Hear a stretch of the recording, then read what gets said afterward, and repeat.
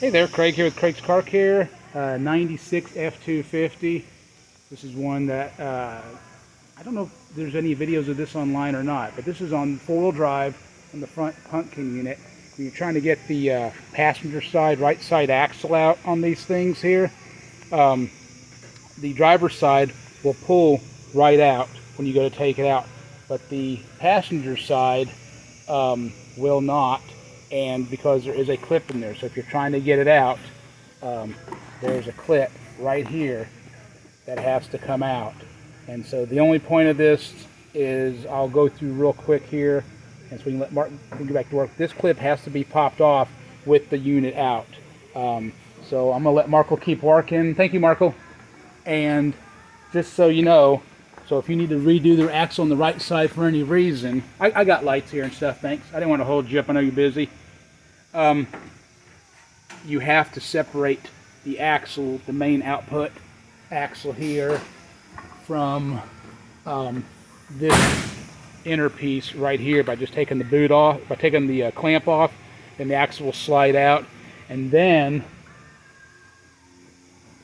and this is kind of an impromptu video here, so and then you have to take the unit out, which is part of the left side independent front suspension, or IFS piece here. So you'll have all these bolts to do on the outside. There is no drain for this in the pumpkin. So if you'll take, so you'll pop that right side out, the driver or passenger side, and then go and get your driver's side out, your left side axle out, and then get the drain tube off the top. This is the, or vent, not drain, listen to me. This is the drain, or here I'm trying to say it again. This is the vent tube for the top. And so take all the outside bolts off here. Take one completely out off the side bracket. Take the other one, make it loose. Get your, you'll have to pull the front drive shaft. Here we didn't pull it, we just pulled it back. And tape your caps so your caps don't fall off. Check your U-joint, make sure the bearings look good. If you need to change it, this is the time to do it. If they're still in great shape, then just tape it up so the caps don't fall off and get dirt and all the bearings go everywhere. Quick trick there. So with this loose, jiggle it until it starts draining, and just let it drain. Mark will let this one drain overnight, and then as soon as you're ready, get your other bolts out.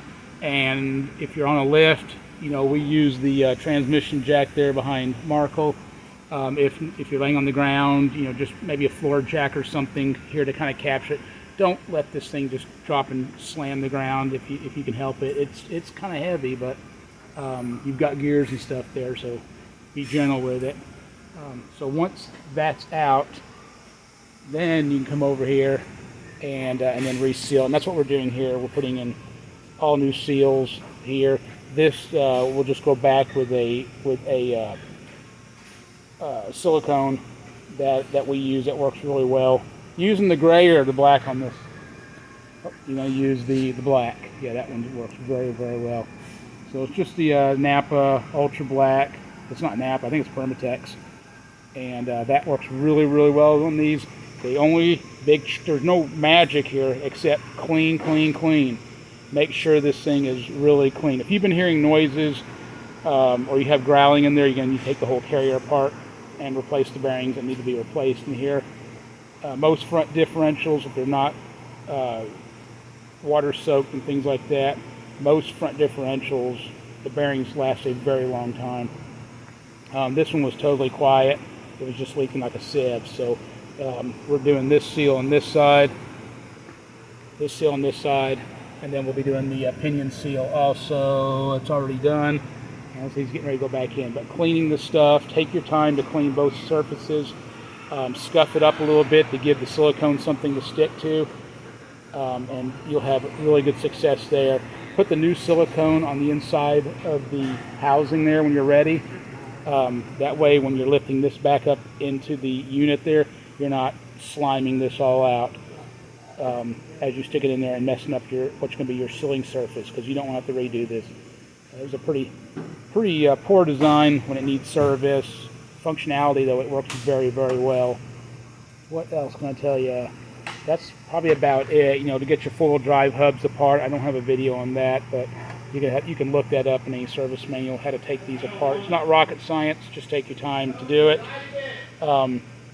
You will, once you get your bearings out, your rotor will slide off, and then you'll have your spindle here, unbolt it, get it out, and then that's going to release your backing plate. Lay everything out so you don't put this back on without putting that back on. I've seen it done, and it's kind of frustrating, so leave everything close by. That's about it. It's not a complete how-to video. It's not, you know, it's not crazy hard to do. It's pretty straightforward work.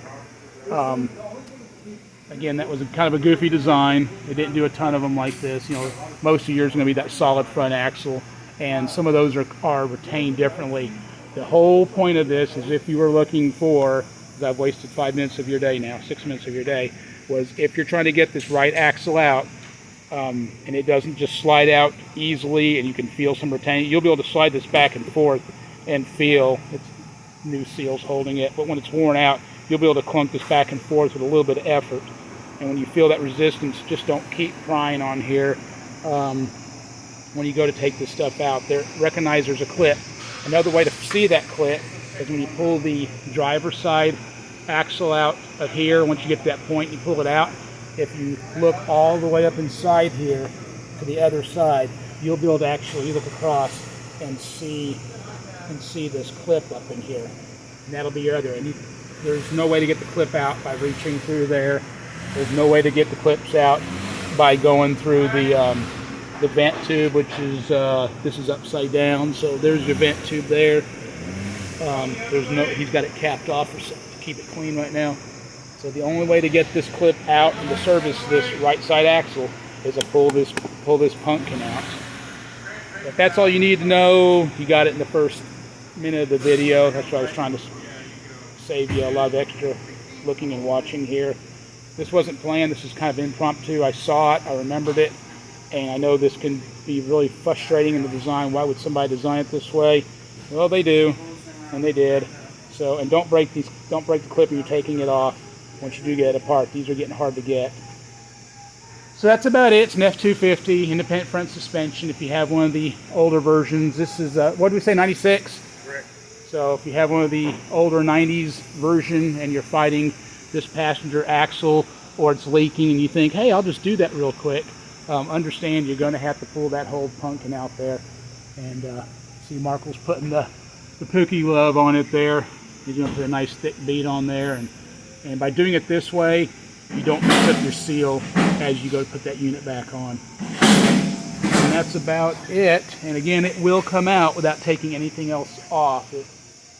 Marco has a way of sneaking these things out of there.